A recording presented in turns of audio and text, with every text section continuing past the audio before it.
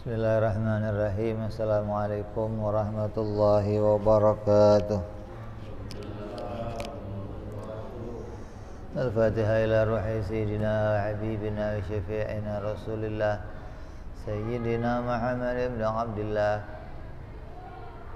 sallallahu alaihi wa ala alihi wa ashabihi wa azwajihi wa dhurriyyatihi anna Allah ya'li darajatihim bil jannah wa yanfa'una bi asrarihim وأنوارهم وعلومهم ونفحاتهم وبركاتهم في الدين والدنيا والآخرة يجعلنا من حزبهم ويرزقنا محبتهم ويتوفنا على ملتهم ويحشرنا في زمرتهم بالعافية والسلامة لهم الفاتحة.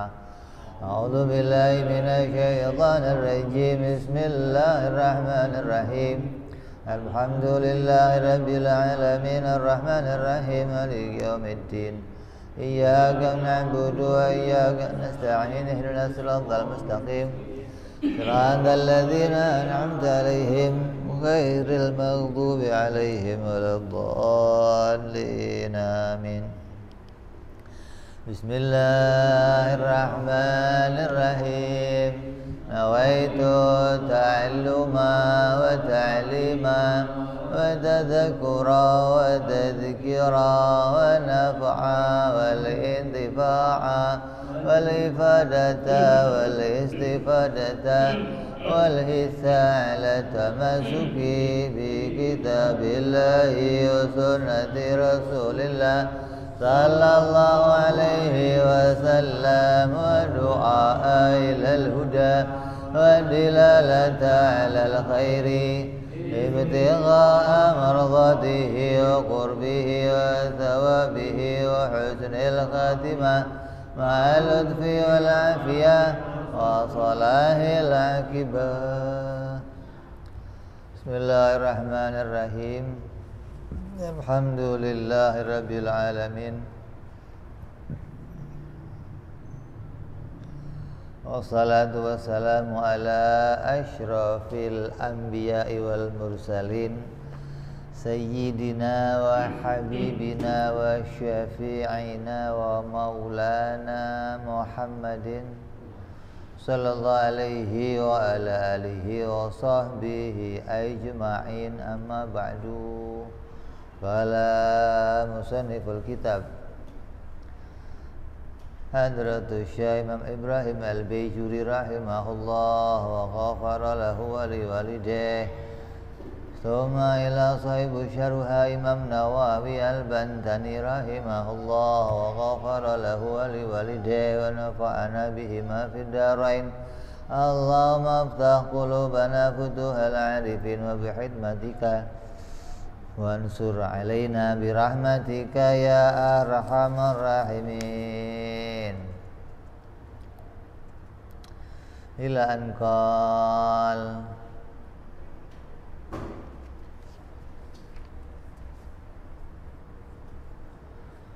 masih dalam pembahasan sifat makna wiyah.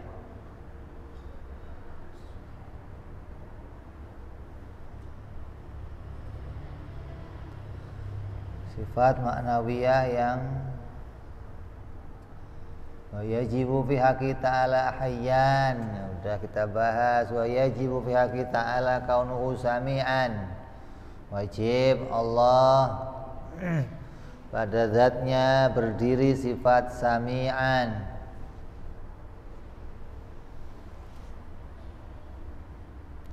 Dan kaunuhu basiran, keadaannya Allah, zat keadaannya Allah yang melihat dan keadaannya Allah yang mendengar.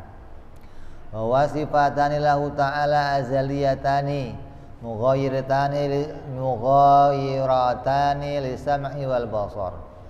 Dua sifat ini adalah sifat yang azali, tidak ada permulaannya.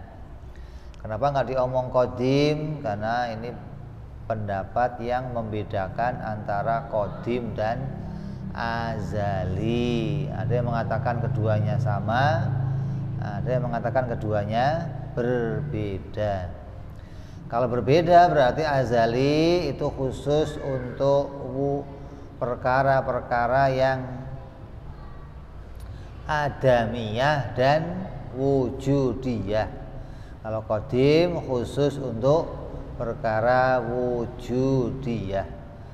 Karena sami'an, basiron itu sifat yang bangsa ibarah, sifat bangsa hal, maka derajatnya bukan wujudi, maka dia masuknya ke dalam azaliyun.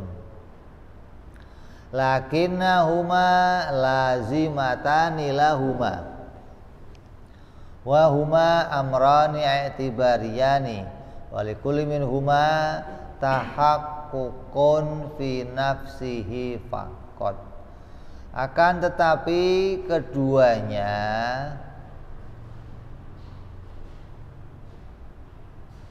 itu lazim dengan sifat sama dan basor. Sami'an lazim dengan sama, basiron lazim dengan basor. Kedua sifat tersebut adalah sesuatu yang bersifat ungkapan atau iktibariyah. Iktibariyah itu sifatnya bangsa, bukan sampai pada derajat wujud, juga bukan sampai pada derajat adam. Dan masing-masing keduanya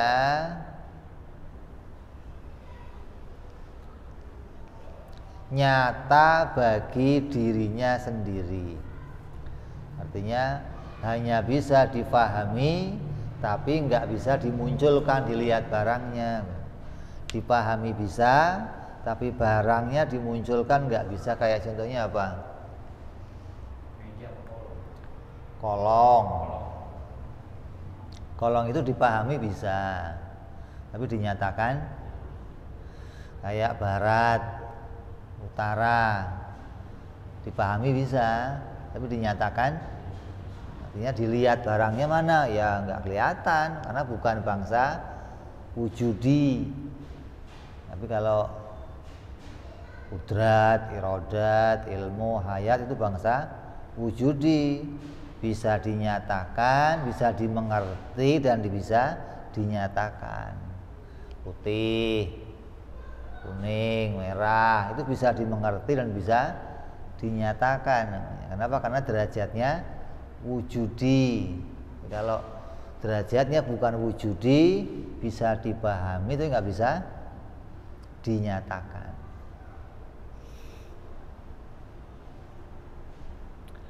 Wadhiduhuma, dan lawan keduanya adalah kaunuhu a'ma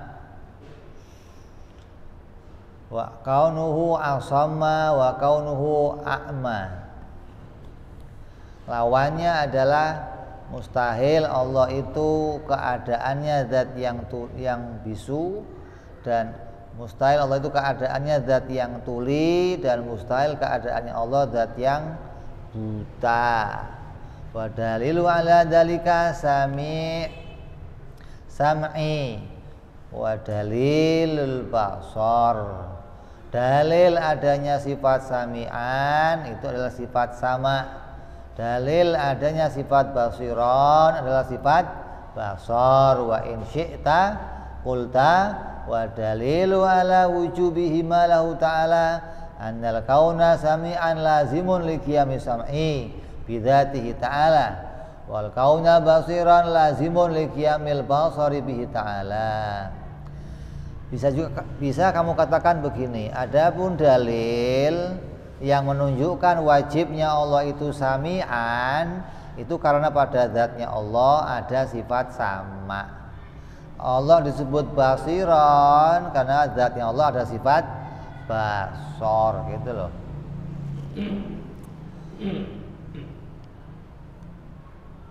Seseorang disebut orang yang bertopi karena adanya topi, gitu loh. Seseorang disebut orang yang putih karena ada sifat putih pada dirinya. Nah, begitupun ini, pada Allah disebut basiran, Allah disebut sami'an karena pada dirinya ada sifat sama, ada sifat basor. Wa khaitu wajabat lahu ta'ala hatani sifatani istahala alaihi didduhuma. Maka apabila diputuskan oleh akal Allah itu wajib bersifatan dengan dua sifat tadi, sami'an dan basiran, maka mustahil Allah punya lawannya dari sifat itu, yaitu a'amma dan asamma. Terus yang terakhir dari sifat ma'nawiyah, wa yajibu fi haqqihi ta'ala kaunuhu mutakalliman. Wajib bagi Allah Subhanahu wa ta'ala adanya Allah itu zat yang mutakalliman, zat yang berbicara. Wa huma sifatun lahu ta'ala azaliyatun mughayyiratun lil kalam lakinnahuma lazimatun lahu. Maka yang berbicara itu beda dengan bicara. Yang berbicara itu sifat lain dari sifat bicara.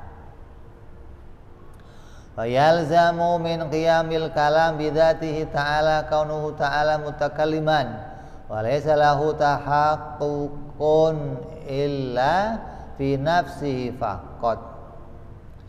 Maka tegaknya sifat kalam bagi Allah Subhanahu wa ta'ala itu memastikan keadaannya Allah menjadi zat yang berbicara.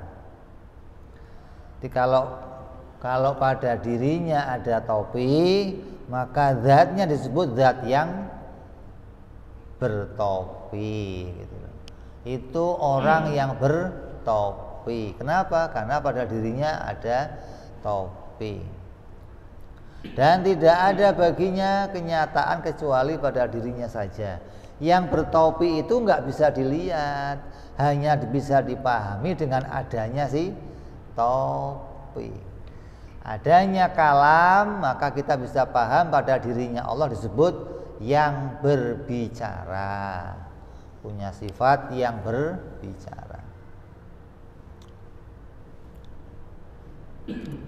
Wa zidduhu, dan lawannya sifat yang berbicara bagi Allah adalah abkama, yang bisu. Wa dalilu ala dalika dalilul kalam, dan buktinya Allah bersifat yang berbicara apa? Karena pada dirinya Allah ada sifat bicara. Wa in syi'ta qulta, bisa pula kamu katakan wa dalilu ala wujubi lahu ta'ala annal kauna mutakalliman lazimun li qiyamil kalam bidzatihi ta'ala. Wajibnya Allah bersifat kaunuhu mutakalliman, keadaannya Allah itu yang berbicara bagi Allah adalah karena pada dirinya Allah ada sifat berbicara. Pada diri kita juga sifat ini ada. Sifat sifat kudrat dan sifat qadiron. Pada diri kita ada. Seperti sifat ilmu dan sifat aliman. Kalau ada orang berilmu pada diri kita, maka dia juga disebut aliman. Kalau dia pada dirinya ada sifat hidup, disebut hayyan. Ini orang yang hidup. Kenapa? Karena punya sifat hidup. Oh, ini orang yang berilmu. Kenapa? Karena ada sifat ilmu lah. Tapi bedanya kalau pada kita keduanya itu elat alal maklul atau sebab akibat. Artinya kedua sifat itu sama-sama diciptakan oleh Allah. Allah menciptakan ilmu dan Allah menciptakan pula aliman. Allah menciptakan kita hayat, hidup, maka Allah menciptakan pula hayyan, yang hidup. Allah menciptakan kita bicara, Allah menciptakan pula pada kita yang berbicara. Jadi dua-duanya diciptakan oleh Allah. bukan apa seperti pahamnya Mu'tazilah. Kalau pahamnya Mu'tazilah, pahamnya Wahabi, Allah menciptakan kuasa, Allah menciptakan mampu pada diri kita. Maka mampu itu menimbulkan sendiri kamu bisa kerja. Dari adanya sifat mampu, otomatis muncul kamu bisa kerja sendiri. Jadi sifat mampu itu memunculkan qadironnya gitu loh. Gara-gara ada sifat mampu, kamu jadi bisa kerja. Kalau kita enggak, sifat mampunya dimunculkan oleh Allah, bisa kerjanya juga dimunculkan oleh Allah gitu loh. Mampunya dimunculkan, qadironnya dimunculkan, ilmunya dimunculkan, alimnya juga dimunculkan. Kalau Mu'tazilah enggak, kalau kamu punya ilmu, maka ilmu itu memunculkan kamu jadi orang yang alim gitu loh. Otomatis kamu langsung jadi alim.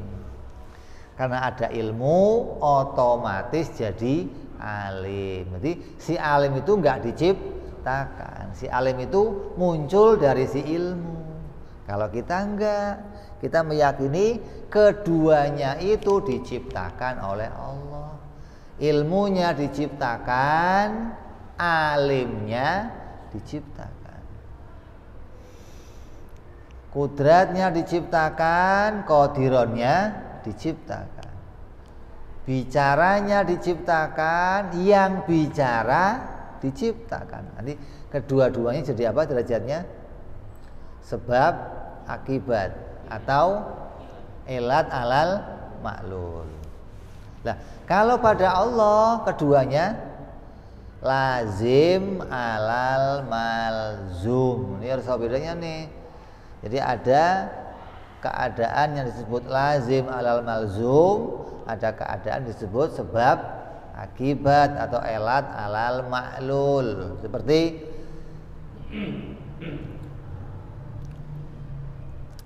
kalau tangan saya gerak, bajunya ikut gerak enggak? Nah, kata Mu'tazilah, tangannya yang bergerak menimbulkan baju gerak, gitu loh. Baju itu gerak karena tangan gerak. Jadi yang bikin baju gerak siapa?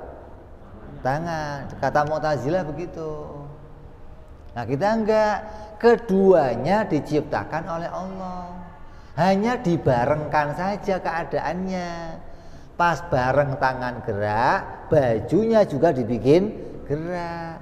Hingga orang melihatnya seakan-akan tangan yang gerak bikin baju gerak. Tangan yang gerak bikin cincin gerak.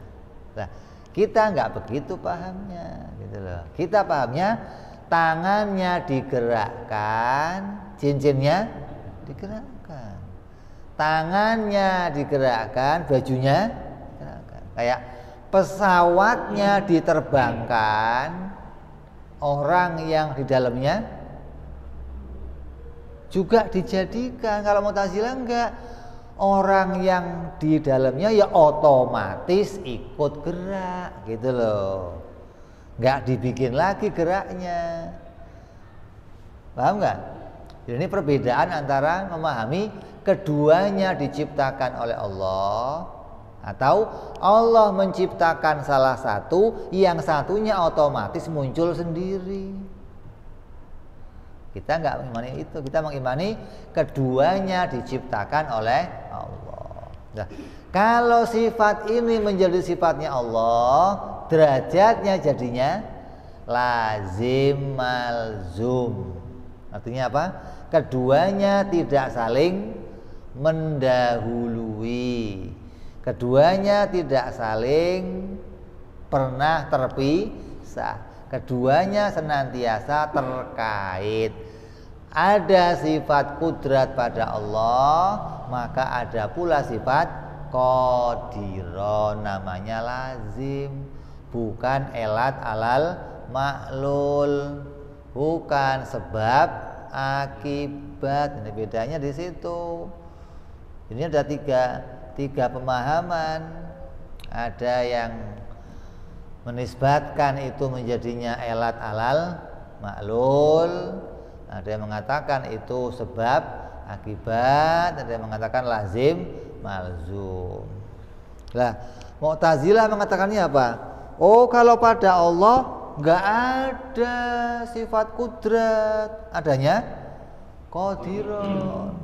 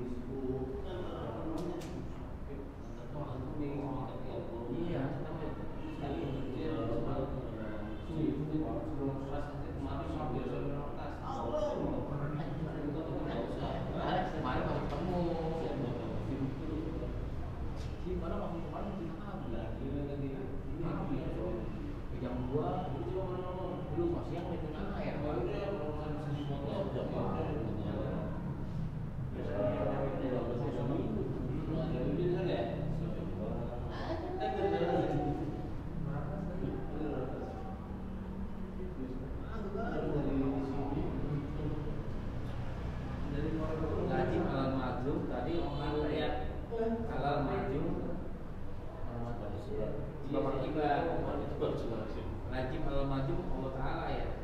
Udah. Satu lagi. Ya sebab akibat. Iya itu mah. Itu ilat ya. Beda ilat ala maklum. Ilat ala maklum terus najim al-Majum satu lagi. Sebab akibat sama tiga tuh. Ini masalahnya mana? Mana sih? Dingin ya? Hah? Dingin. Enggak, merah banget itu. Pasti. Berdas ya. Ini masih lampu bang. Ini aja. Beres sih. Ih, dingin.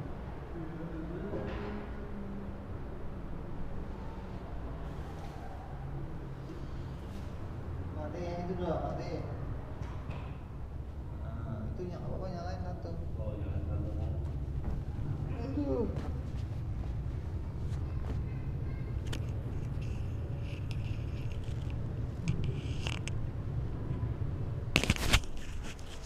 Yang ini yang nyalain dong. Otomatis ya. Dari dua kali.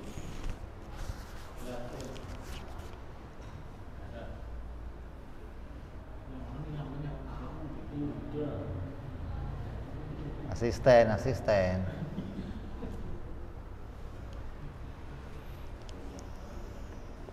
Hah?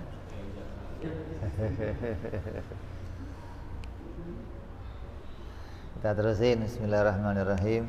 Jadi Mu'tazilah menolak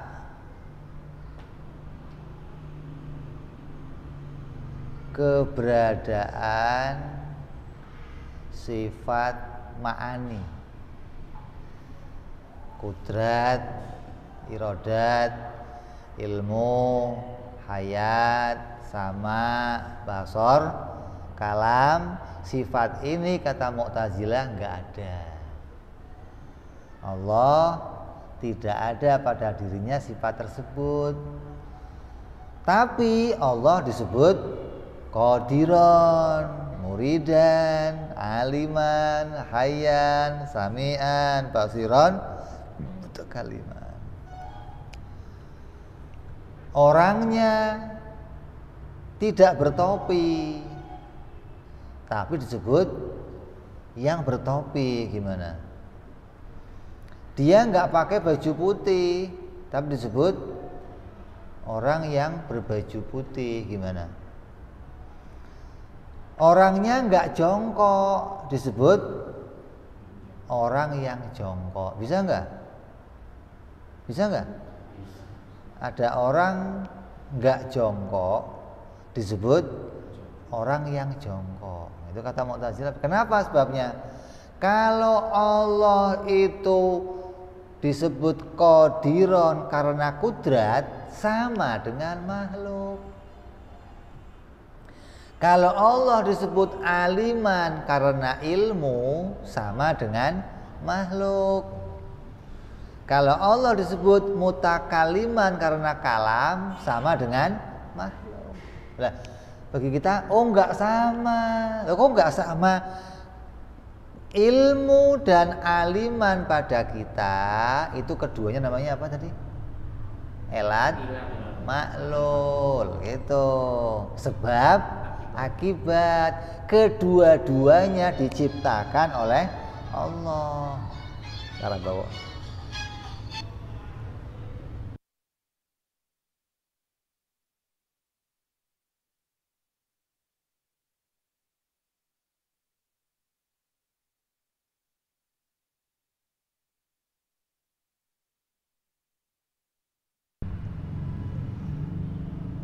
Ya, jadi kudrat bagi kita itu, kalau bagi Allah lazim, kalau bagi kita namanya elat alal maklul. Lah, bagi Mu'tazilah dia nggak ngerti mana lazim, mana elat alal maklul.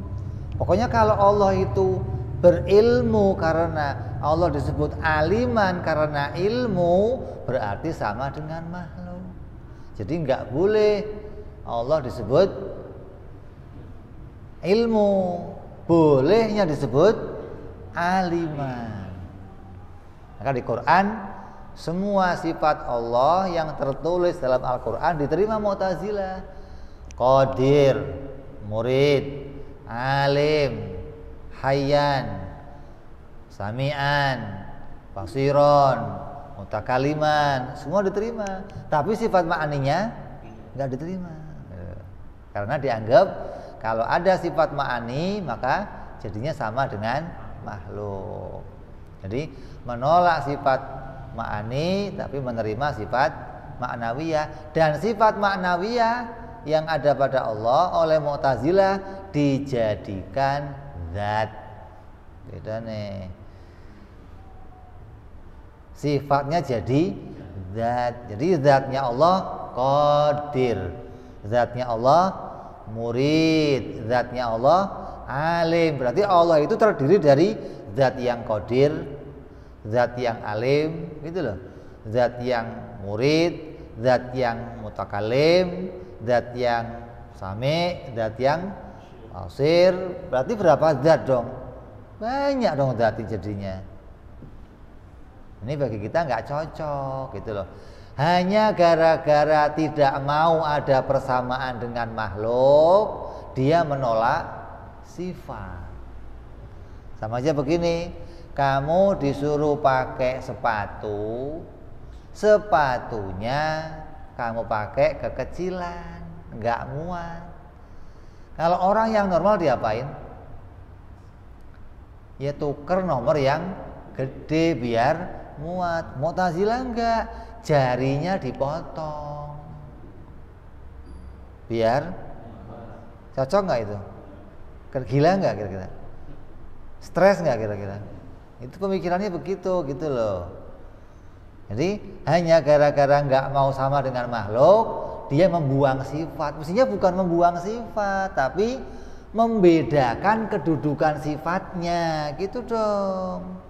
Karena sebutan sifat dan zat itu akal nggak bisa menolaknya. Siapapun juga pasti pada dirinya ditemukan zat, ya akan ditemukan sifat. Bagaimana ada zat tapi nggak ditemukan sifat? Lah kata Mu'tazilah, lah kalau ada zatnya ada sifatnya sama dengan makhluk. Biar nggak sama gimana? Dibuang sifatnya. Nah, ini kan rada senewan juga maksudnya. Otaknya rada banting kiri apa kanan itu? Otaknya kebablasan maksudnya. Lah mestinya bukan membuang sifat, tapi membedakan kedudukan sifat. Oh, antara zat Allah dan sifat Allah namanya apa? Lazim malzum. Nah, kalau zat kita, sifat kita elat maklul, gitu dong. Atau sebab musabab, sebab akibat. Atau kedudukan zatnya Allah dan sifatnya Allah itu berbeda dengan kedudukan zat dan sifat kita. Bedanya apa? Zat Allah dan sifat Allah itu bukan perkara lain. Sedangkan zat kita dan sifat kita perkara lain. Walaupun zat Allah disebut zat dan sifat, tapi keadaan keduanya bukan perkara lain. Kalau zat kita dan sifat kita keduanya perkara lain. Apa buktinya? Buktinya bukan perkara lain itu keduanya tidak bisa dipisahkan. Kalau zat kita dan sifat kita bisa dipisahkan. Mana buktinya? Kamu bisa nggak misahin baju ini sama putihnya? Bisa nggak? Baju dipisah sama putihnya bisa nggak? Pras, yang bener sih. Bisa nggak? Bisa. Gimana? Dia nama sifat. Nah, ini putih baju sama bajunya dipisah bisa nggak? Bisa, karena putih itu bisa nempel ke zat lain. Nah, carikan baju yang nggak putih. Tuh, berarti putih itu bisa pisah dengan baju. Buktinya apa? Ada baju yang nggak putih. Gitu loh. Bukan yang ini, bukan. Kalau putih ini mau kamu pisah nggak bisa, Pras ya. Tapi kalau baju sama putih bisa pisah nggak? Bisa. Apa buktinya kok bisa pisah? Ada baju yang nggak putih atau ada putih yang bukan baju. Kalau begitu putih dan baju perkara lain, gitu loh. Karena putih ini nggak harus di baju, bisa saja kepada selain baju. Dan baju juga nggak harus putih. Nah, kalau zat Allah dan sifat Allah nggak demikian. Sifat Allah dan zat Allah walaupun disebut zat dan sifat, tapi keduanya bukan perkara lain. Sifat Allah tidak bisa berdiri pada yang lain, dan sifat yang lain nggak bisa berdiri pada Allah. Gitu loh. Hingga sifat Allah dan zat Allah tetap tidak bisa berdiri pada yang lain dan nggak bisa disifati dengan sifat yang lain. Walaupun disebut berbeda, tapi keduanya bukan perkara lain. Zat berbeda dengan sifat, tapi bagi Allah keduanya bukan perkara lain. Buktinya apa? Tidak ada zat lain yang bersifat dengan sifat Allah. Dan zat Allah tidak pernah bersifat dengan sifat makhluk. Ini tandanya zat Allah dan sifat Allah bukan perkara lain. Jadi bagi kita sudah sangat jelas Allah itu wajib pada zatnya itu bersifat, wajib. Siapa yang menolak sifat hukumnya kafir sesuai ijma'nya para ulama. Kenapa? Ini dalilnya dalil yang sangat jelas menurut ulama bahwa Allah adalah zat yang bersifat. Nah, Mu'tazilah mengakui Allah bersifat, tapi sifat bagi Allah yang disebut dalam Al-Quran apa? Tangan, mata, wajah.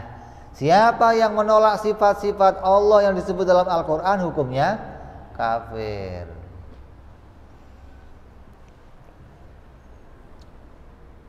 Nah, kalau kamu menerima sifat-sifat yang disebut Allah dalam Al-Quran sebagaimana sifat Allah, berarti kamu mendudukkan kedudukan Allah sama dengan kamu. Sifatnya bisa pada yang lain dan dia punya sifat juga dari yang lain.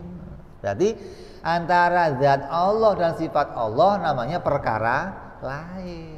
Kalau kita kan nggak begitu, zat Allah dan sifat Allah bukan perkara lain, hingga tidak mungkin Allah bersifat dengan sifat selain sifatnya sendiri.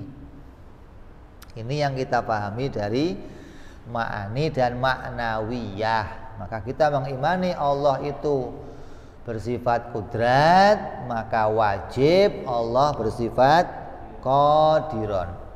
Wajib Allah bersifat ilmu, maka wajib pula Allah bersifat aliman. Yang keduanya namanya apa? Lazim malzum. Kalau pada makhluk juga ada, saya disifati ilmu oleh Allah, maka saya diciptakan pula jadi orang alim oleh Allah. Saya diciptakan oleh Allah bicara, maka saya diciptakan pula oleh Allah jadi orang yang berbicara. Hingga keduanya diciptakan oleh Allah dan keduanya namanya elat alal ma'lul atau sabab alal musabbab. Nyambung ini. Jadi harus bisa mengerti dalilnya, alasannya apa sih kok sama gitu loh. Alasannya apa sih kok beda?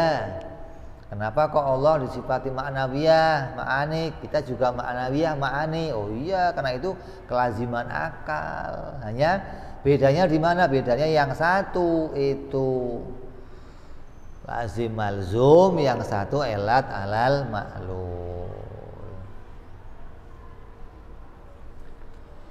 Wa hadhihi sifatul wajibatu lahu ta'ala al-ishrun. Maka dengan selesainya pembahasan ini, selesai pula pembahasan kita tentang wajibnya sifat yang 20 bagi Allah.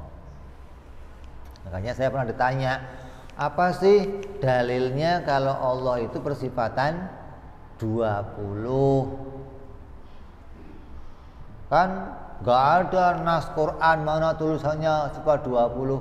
Dalil itu yang kita pakai ada dalil Quran, ada hadis, ada pula ijma, ada pula qiyas. Gitu dong. Hadis itu enggak cuman dalil enggak cuman satu macam. Dikira pokoknya dalilnya ada Quran, kalau ada tulisannya baru saya mau. Kalau nggak ada, nggak mau. Seperti dalil menolak maulid, ada nggak? Hah? Ada nggak? Quran hadis? Bagi mereka ada dalil yang menolak maulid. Mana? Kullu bid'atin dhalalah. Ya, coba periksa hadisnya. Ada nggak kalimat maulid di hadis itu? Ada nggak? Kok dihubungkan sama maulid, kenapa? Kan enggak, namanya apa? Kias. Berarti dalil menurut kamu enggak cuma Quran hadis, tapi ada juga kias. Buktinya mana? Kamu mengkiaskan bid'ah dengan maulid. Bahwa maulid bagian dari bid'ah. Ini enggak benar gitu kan. Kalau mau bikin kias harus kias yang benar, yang jelas kiasnya. Lah, sama dengan halnya kita menetapkan Allah wajib bersifat 20. Dari mana? Ya dari kita kiaskan. Kalau dia wajib wujud, yang wajib ada itu pasti wajib qidam, wajib baqo, gitu dong. Kalau wajib qidam, wajib baqo pasti wajib mukhalafah. Terus kalau dia mukhalafah berarti dia wajib qiyamu binafsi. Kalau dia wajib qiyamu binafsi berarti dia wajib wahdaniyah. Ya begitu, masa harus ada tagnya? Oh, tagnya ada nih, sifat 20. Kalau semua harus pakai tag, nanti perintah agama banyak yang nggak ada tagnya, nggak ada tag dari Quran, nggak ada tag dari hadis, tapi ada dari mana? Ijma'nya ulama, ada dari kiasnya para ulama. Ulama juga bikin kias, nggak cuman yang ada tag-tagnya saja. Kias itu kalau di dalam undang-undang namanya anak hukum gitu loh. Ada hukum pokok, ada anakannya. Anakan ini bagian dari hukum, kembali ke hukum yang tadi. Itu namanya anakan hukum. Kayak contohnya hewan yang bertaring haram. Kucing haram nggak? Kenapa haram? Bertaring gitu. Macan haram nggak? Mana? Kenapa? Bertaring. Kan tulisannya macan haram nggak ada memang. Tapi kita kiaskan. Dari mana? Dari hukum yang bertaring haram gitu loh. Anakannya mana? Ya termasuk ini, ada macan, ada kucing, ada apa lagi? Semua yang bertaring, artinya yang dia mencari makan dengan mengandalkan taringnya. Sama dengan hewan yang makan pakai kuku, cengkraman kukunya kayak apa contohnya? Elang. Elang. Burung elang. Cing. Keren.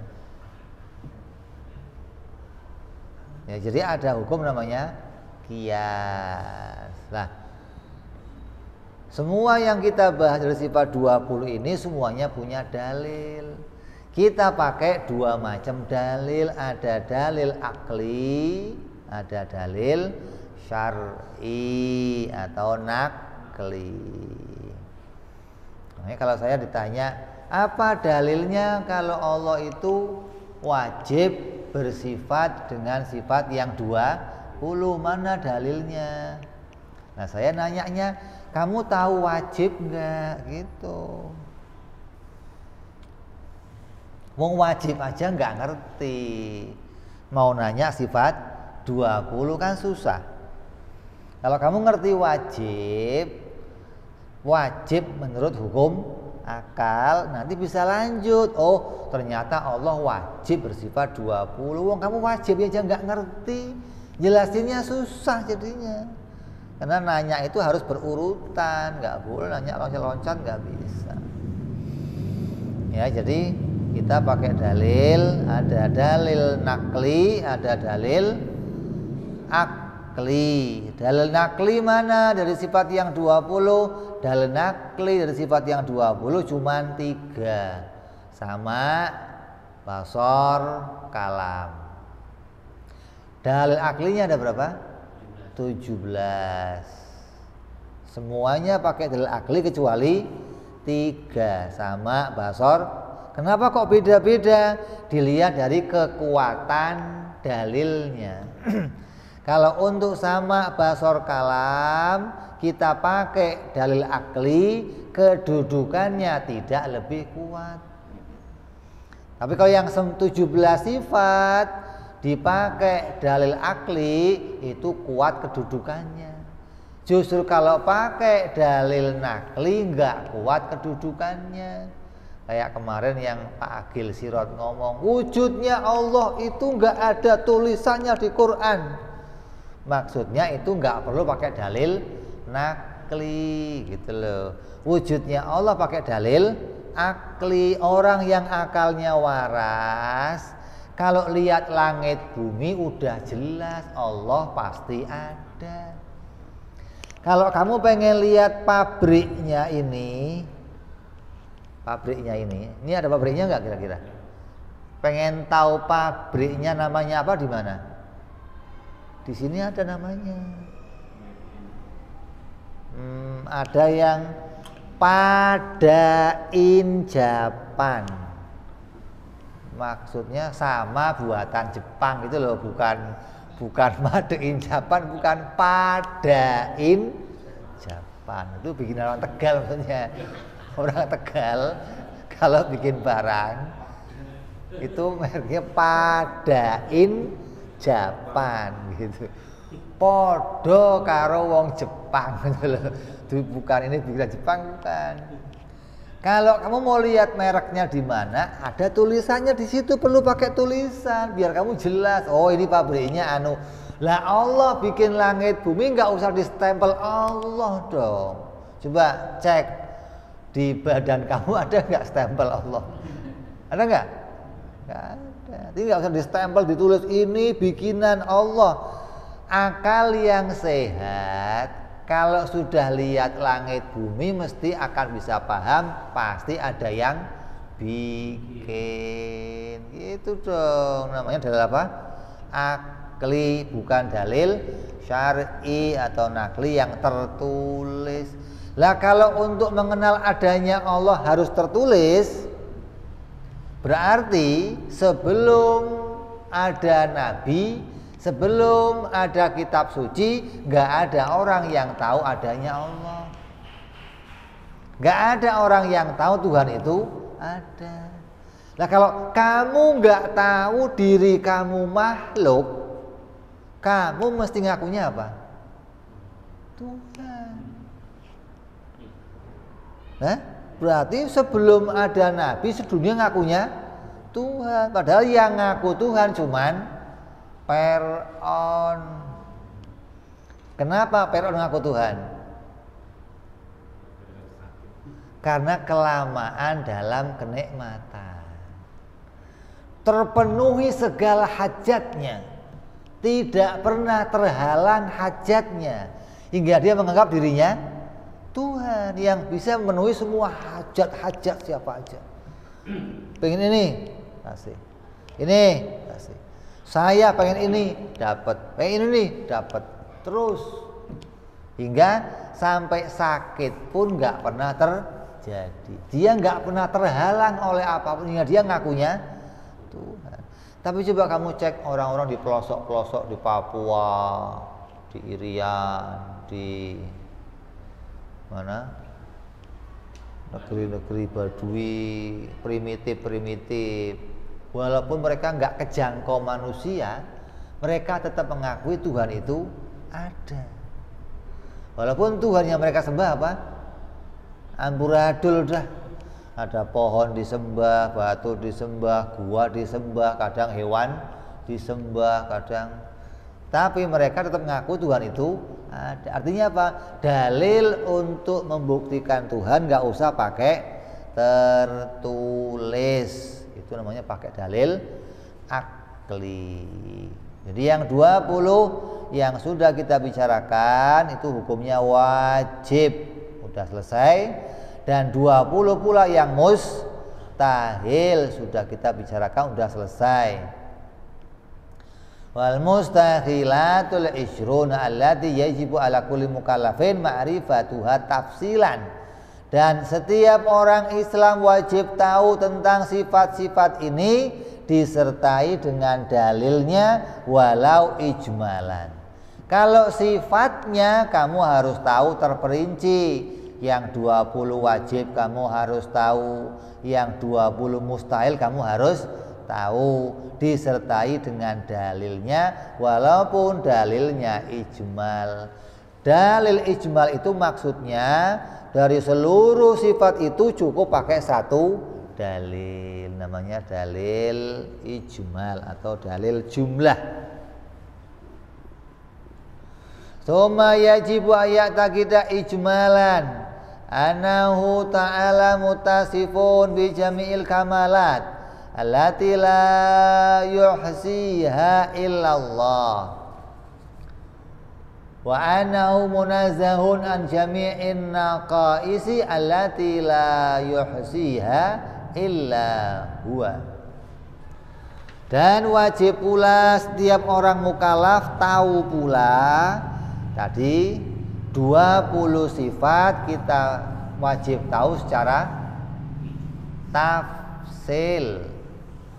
20 sifat kita harus tahu secara tafsil. Wujud, qidam, baqo, tafsil namanya. Khalafah, qiyamu, binafsi, wahdaniyah. Satu-satu nama sifatnya harus tahu, namanya apa? Tafsil. Kalau dalilnya ijmal, sifatnya tafsil.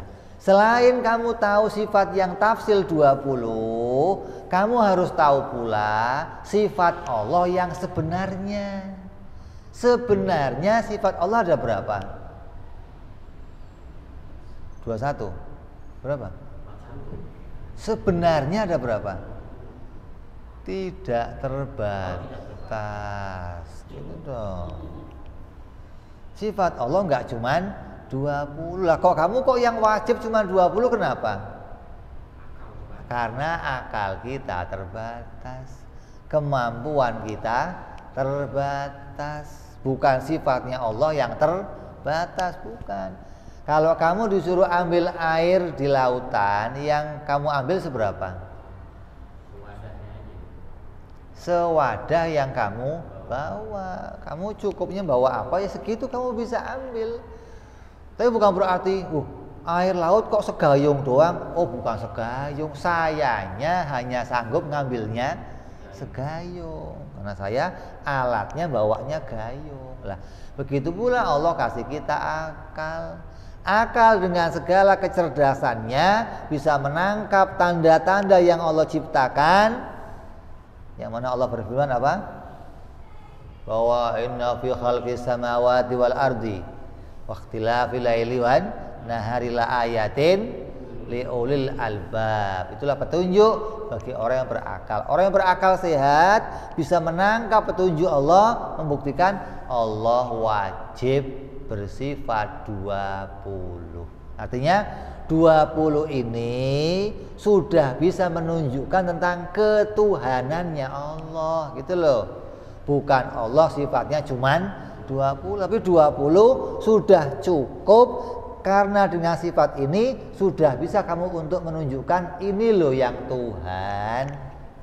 Yang enggak begini bukan Tuhan. Jadi sudah cukup kan?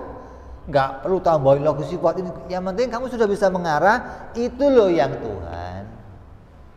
Jadi adapun yang sifat Allah yang enggak terbatas, cukup kamu tahu Allah itu sebenarnya sifatnya banyak, tapi akal nggak sanggup menghitungnya.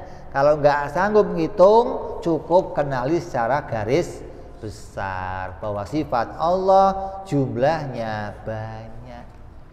Kalau yang tafsil harus kamu hitung satu per satu, nggak boleh kamu jauhin, nggak boleh.